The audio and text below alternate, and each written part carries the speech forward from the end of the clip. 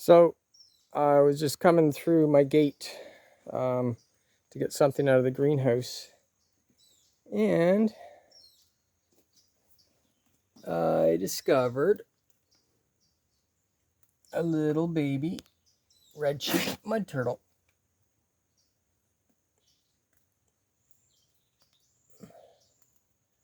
Yeah, just a little red-cheeked mud turtle.